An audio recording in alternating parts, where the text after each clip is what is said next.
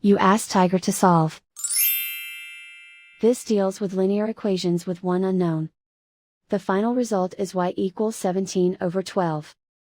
Let's solve it step by step. Simplify the expression. Combine like terms.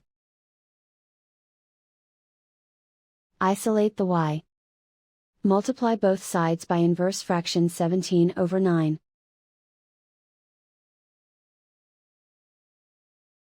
Group like terms. Multiply the coefficients. Simplify the fraction.